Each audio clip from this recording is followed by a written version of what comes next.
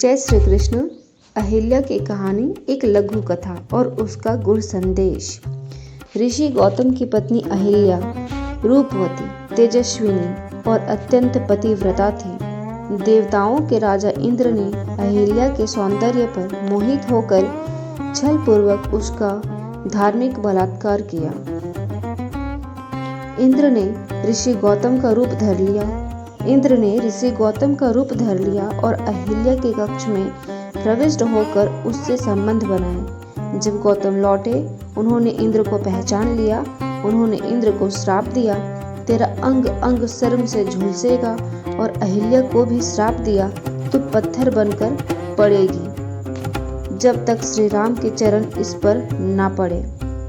अहिल्या वर्षों तक पत्थर के रूप में लज्जा, पीड़ा और एकांत में पड़ी रही। फिर श्री राम ने जब उसके ऊपर पैर रखा तो वह मुक्त हुई, शुद्ध हुई और समाज में पुनः स्थापित हुई। इस घटना से क्या सीख मिलती है?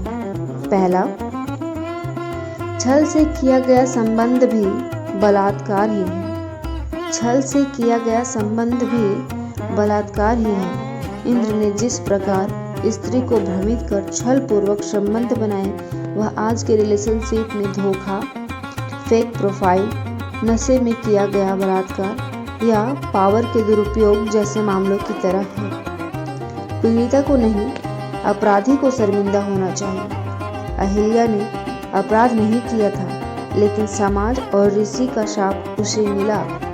आज भी बलात्कार पीड़िता को समाज तिरस्कार से देखता है। यह गंभीर सामाजिक दोष है। धर्म का कार्य है उद्धार, न कि दंड।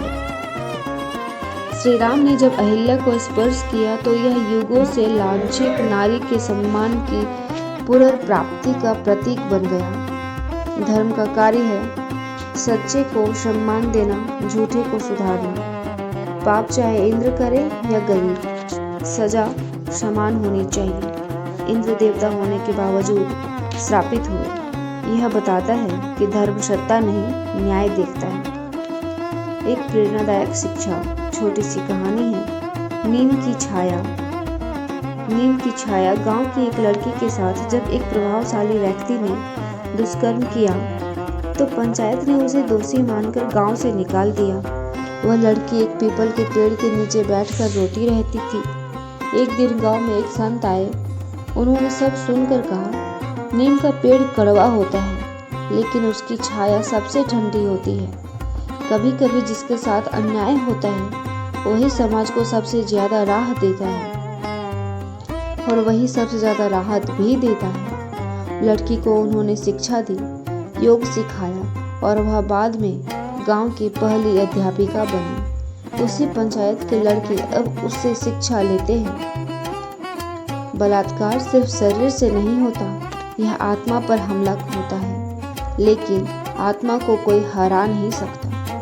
श्रीमद् भगवद गीता कहती है, नैनम छिन्दन्ति शस्त्राणि नैनम दहति पावकः न चैनम क्लेदयन्ते आपो न शोष्यति मारुतः। आत्मा को कोई शास्त्र काट नहीं सकता, अग्नि जला नहीं सकती, जल गीला नहीं कर सकता और वायु सुखा नहीं सकती।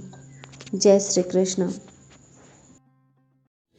यह सत्य है कि बलात्कार शरीर पर नहीं, आत्मा पर आघात है, परंतु आत्मा अजर अमर है। यह भी सत्य है कि आत्मा को कोई हरा नहीं सकता, आत्मा को कोई आघात पहुंचा नहीं सकता। जय श्री कृष्ण।